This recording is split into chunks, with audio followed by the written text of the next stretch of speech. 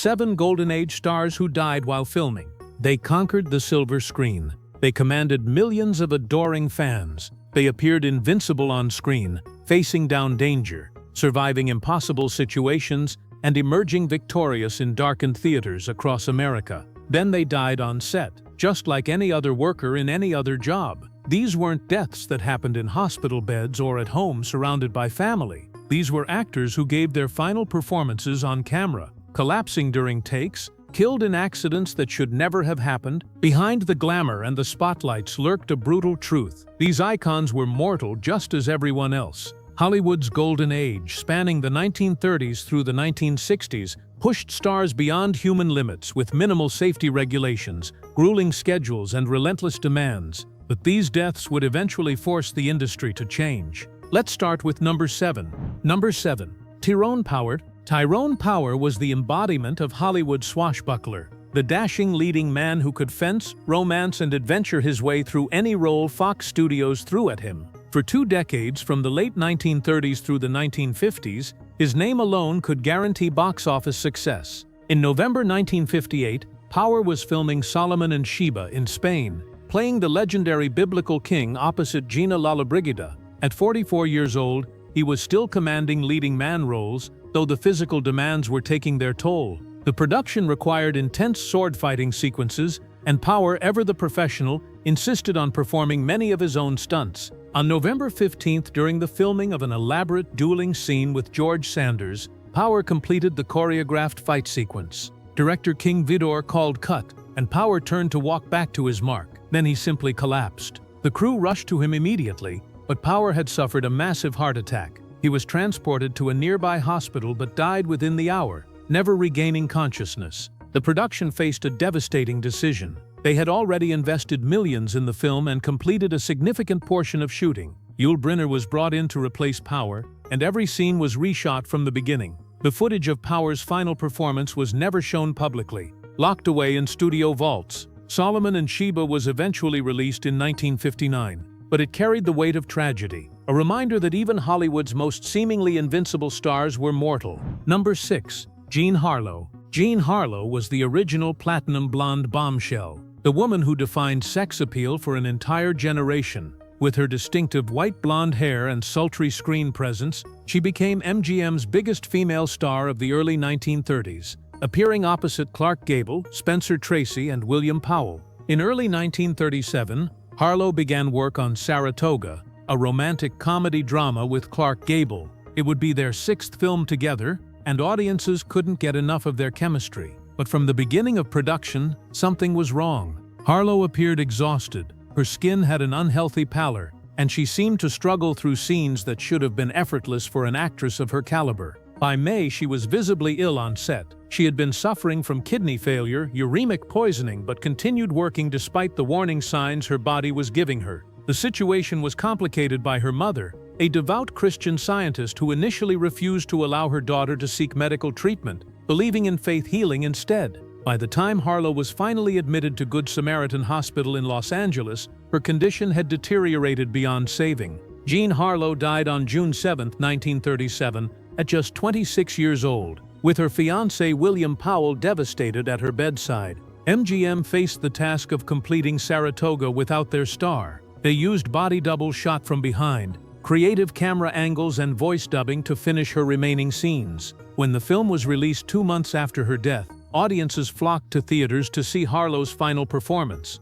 It became one of the highest-grossing films of 1937, a bittersweet testament to her enduring appeal. Clark Gable, who had worked so closely with her, reportedly broke down multiple times during the completion of the film, unable to shake the memory of watching his co-star fade away before his eyes. Number 5. Redd Foxx. Redd Foxx built his career on making people laugh, particularly with his character Fred Sanford on the hit sitcom Sanford and Son, where he perfected the routine of clutching his chest and crying out, "I'm coming, Elizabeth," while faking a heart attack. The bit became his signature. Audiences knew it was coming and loved it every time. By 1991, Foxx was 68 years old and attempting a comeback with a new CBS sitcom called The Royal Family, where he played alongside Della Reese. He had financial troubles behind him and a history of heart problems, but he was optimistic about this new chapter in his career. The show had promise, and Foxx was excited to be working again in front of a live studio audience. On October 11, 1991, the cast was rehearsing scenes on the Paramount Studios lot. They were working through blocking and dialogue, the routine technical preparation that happens before filming in front of an audience. During one scene, Foxx suddenly clutched his chest and fell backward onto the floor. The cast and crew's initial reaction was laughter. Of course it was. Foxx had made a career out of that exact move. They thought he was improvising, doing his famous Fred Sanford routine to break the tension or get a laugh during rehearsal. A few seconds passed before Della Reese realized something was terribly wrong. She screamed for help, her voice cutting through the confusion. Paramedics arrived quickly, but there was nothing they could do. Red Fox died at Queen of Angels Hollywood Presbyterian Medical Center that evening. The cruel irony wasn't lost on anyone. The man who had performed fake heart attacks thousands of times for laughs had died from a real one, and in those critical first moments, the people who might have helped him thought it was just another joke. The royal family was cancelled. Eddie Murphy, who credited Foxx as a major influence and had cast him in Harlem Nights, paid for his funeral when it was discovered that financial troubles had left Foxx's estate unable to cover the costs. The comedy world mourned the loss of a pioneer, haunted by the tragic irony of his final moment. Number 4. John Candy. John Candy was the kind of actor audiences instinctively loved. Warm, funny, relatable, and capable of genuine emotional depth beneath the comedy. Throughout the 1980s and early 1990s, he became one of Hollywood's most bankable comic actors, with films like Planes, Trains, and Automobiles, Uncle Buck, and Cool Runnings showcasing his range and appeal. In March 1994, Candy was in Durango, Mexico filming Wagons East, a Western comedy that was meant to be a light-hearted romp. At 43 years old, he was significantly overweight, a heavy smoker, and had a family history of heart disease, all risk factors he was aware of but hadn't fully addressed. The production schedule was punishing, 16-hour days in high altitude, physically demanding work in the Mexican heat. Friends and crew members noticed that Candy seemed exhausted. The usual spark that made him so magnetic on screen was dimmed. He wasn't his typical jovial self between takes. On March 4th, after another long day of filming, Candy had dinner and went to bed in his hotel room. He never woke up. His assistant found him dead the next morning. John Candy had suffered a heart attack in his sleep, passing away peacefully, but far too young, leaving behind his wife and 2 young children. The production was roughly 75% complete, and the studio faced a dilemma. Do they scrap the entire film and absorb the financial loss, or do they try to complete it as a tribute to Candy? They chose to finish it, using body doubles, script rewrites, and careful editing to work around the missing scenes. When Wagons East was released later that year, it was critically panned. Many felt it was disrespectful to release what was essentially an incomplete film, unworthy of the talent Candy had displayed throughout his career. Co-stars Richard Lewis and John C. McGinley were devastated. Candy's final completed scene showed him looking visibly tired, a haunting image for those who knew what came next. His death shocked Hollywood and sparked conversations about the grueling production schedules that pushed actors beyond reasonable limits, especially those with underlying health conditions. John Candy had given audiences decades of laughter and warmth. He deserved to enjoy many more years, not to die alone in a hotel room thousands of miles from home. Number 3. Vic Morrow. Vic Morrow was a working actor's actor, a character performer best known for his role as Sergeant Chip Saunders in the television series Combat. He had spent decades in Hollywood taking whatever roles came his way, from war pictures to crime dramas. By 1982, he was 53 years old and still working steadily. That summer, Morrow was cast in a segment of Twilight Zone the movie, an anthology film directed by several filmmakers including John Landis. Morrow's segment required him to play a racist man who gets transported through time, experiencing persecution firsthand. The climactic scene was set during the Vietnam War, where his character would rescue 2 Vietnamese children from a village under attack. The scene was scheduled for the early morning hours of July 23, 1982, at Indian Dunes in California. It called for Morrow to carry 2 child actors, 7-year-old Micah Dignolay and 6-year-old Renee Shinyi Chen, across a river while a helicopter hovered overhead and explosions detonated around them. At 2:20 a.m., with cameras rolling, the pyrotechnic explosions went off as planned. But something went catastrophically wrong. The explosions were too close to the helicopter, and debris damaged the tail rotor. The helicopter spun out of control and crashed directly onto Morrow and the two children. All three were killed instantly. Morrow was decapitated by the helicopter's rotor blade. The two children died from the impact. The aftermath was devastating and far-reaching. Director John Landis and 4 others were charged with involuntary manslaughter. The trial revealed horrific details. The children had been hired illegally, working past midnight without proper permits. Their parents had not been fully informed about the explosives and helicopter being used in the same scene. Landis had allegedly told people to keep quiet about the children's presence on set. In 1987, after a lengthy trial, Landis and the others were acquitted of criminal charges, though civil lawsuits filed by the families were settled for undisclosed amounts believed to be in the millions. The footage of the accident exists but has never been publicly released out of respect for the victims and their families. This single tragedy transformed Hollywood. It led to a complete overhaul of safety regulations in the film industry, created precedent for prosecuting filmmakers for on-set deaths, and established strict rules about working with children and coordinating stunts with special effects. The Screen Actors Guild and other unions fought for and won stronger protections. Vic Morrow's death, along with those of Micah Dingley and Renee Shin-Yi Chen, remains the most devastating on-set accident in American film history. It stands as a permanent reminder that no shot, no matter how spectacular, is worth a human life. Number 2. Bruce Lee. Bruce Lee was more than an actor. He was a cultural phenomenon who brought martial arts to mainstream American cinema, a philosopher who pushed the boundaries of what the human body could achieve, and an innovator who created his own fighting style, Jeet Kune Do. By 1973, at age 32, he was on the verge of international superstardom. In May 1973, Lee began filming Game of Death in Hong Kong. The film had an ambitious concept featuring Lee fighting his way up a pagoda, facing different martial arts masters on each level. He had filmed approximately 40 minutes of footage, including the now iconic yellow tracksuit fight scene. When he was offered Enter the Dragon by Warner Brothers, he paused production on Game of Death to make the Hollywood film that would introduce him to Western audiences. Enter the Dragon was completed and set for release. Lee returned to work on Game of Death in July 1973. On July 20th, he was at the apartment of actress Betty Ting Pei, discussing script revisions with her and producer Raymond Chow. Lee complained of a headache, and Ting Pei offered him Equagesic, a painkiller. He took it and went to lie down in her bedroom. When Ting Pei tried to wake him for a dinner meeting, she couldn't rouse him. Panicked, she called Raymond Chow, who rushed over. They called an ambulance, and Lee was rushed to Queen Elizabeth Hospital, but he was pronounced dead at 32 years old. The autopsy revealed cerebral edema, swelling of the brain.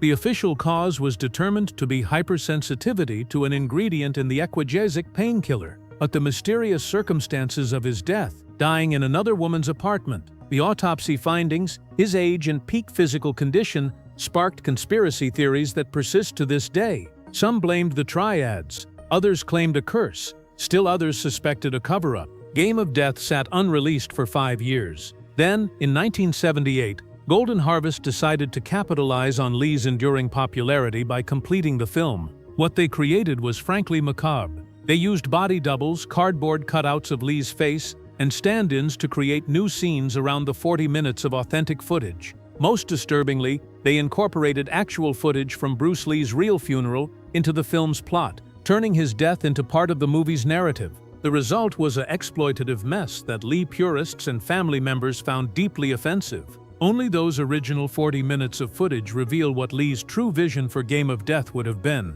A showcase for martial arts philosophy and technique, unlike anything cinema had seen. Bruce Lee's death remains one of cinema's greatest mysteries, and the exploitation of his unfinished work represents one of Hollywood's most questionable decisions. He had revolutionized action cinema and broken down barriers for Asian actors. His loss robbed the world of what would undoubtedly have been many more years of innovation and artistry. Number 1. Brandon Lee. Brandon Lee spent much of his life in his father's enormous shadow. As the son of Bruce Lee, expectations followed him everywhere. But by 1993, at age 28, he was finally emerging as a star in his own right. The Crow was going to be his breakthrough, a dark, gothic revenge tale that showcased both his martial arts skills and his dramatic range. This was the role that would define him as more than just Bruce Lee's son. Production on The Crow began in Wilmington, North Carolina, in early 1993. Brandon was engaged to Eliza Hutton,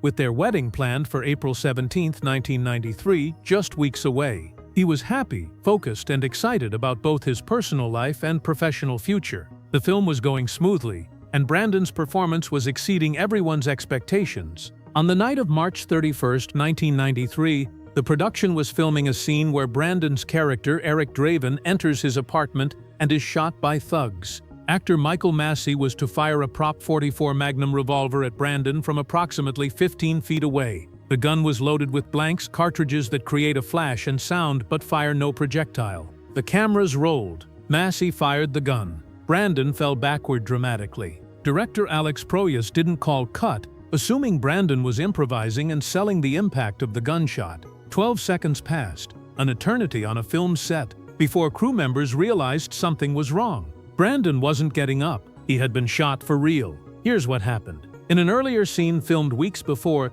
the same gun had been loaded with dummy cartridges, real bullets with the powder removed for a close-up shot where the camera could see the rounds in the cylinder. The primer in one of those dummy cartridges had accidentally discharged, lodging the bullet in the gun's barrel. No one noticed. When the gun was later loaded with blanks for the shooting scene, the blanks' explosive force propelled that lodged bullet out of the barrel like a real round. The bullet struck Brandon in the abdomen and lodged near his spine. He was rushed to New Hanover Regional Medical Center, where surgeons fought for 6 hours to save his life. At 1:03 p.m. on April 1, 1993, Brandon Lee was pronounced dead. His fiancée Eliza Hutton, who had been on set, was devastated. The wedding invitations had already been sent. The film was just 8 days from completion. Most of Brandon's scenes were finished. After consultation with his family, the decision was made to complete The Crow as a tribute to Brandon, rather than let his final work go unreleased. The production used a stunt double, early CGI face replacement technology, script rewrites, and creative editing to finish the remaining scenes. The Crow was released in May 1994 with a dedication card for Brandon and Eliza. The film became a cult classic, and Brandon's performance was widely praised as the breakthrough it was meant to be. But the achievement was forever overshadowed by tragedy. A massive lawsuit was filed and eventually settled. The accident led to even stricter regulations regarding prop guns on film sets, building on the reforms that had come after Vic Morrow's death. Michael Massey, the actor who fired the gun, was haunted by the incident for the rest of his life. He never watched The Crow and took a year off from acting, carrying the trauma of that moment despite bearing no fault. The parallels to his father's death were eerie and inescapable. Both Bruce and Brandon died while working on films. Both deaths were unexpected and mysterious in their own ways. Both left behind incomplete projects that were finished posthumously. Brandon's last completed scene shows him saying the line, "Can't rain all the time," a moment of hope in a dark film, now weighted with unbearable irony. Brandon Lee was on the cusp of everything: marriage, stardom, stepping out from his father's shadow. Instead, his final performance became a monument to both his talent and the devastating cost of negligence. His death, along with the similar tragedy involving actor John Eric Hexum in 1984, proved that even safe prop guns could kill, a lesson that resonates even more painfully after similar incidents in recent years. 7 talented performers, each at different stages of their careers, all united by the tragic circumstance of dying while pursuing their craft. Some deaths were natural but untimely. Others were preventable tragedies that exposed the industry's dangerous practices. Their final performances remain frozen in time, some released as intended, others cobbled together from incomplete footage, all serving as reminders of lives cut short. The legacy of these deaths lives on in the safety regulations they inspired, rules written in blood that protect actors today. Which of these stories affected you most? Did you know about the safety changes that came from these tragedies? Share your thoughts in the comments below. If you found this video informative, please like and subscribe for more deep dives into Hollywood history. Thanks for watching, and remember to cherish every performance.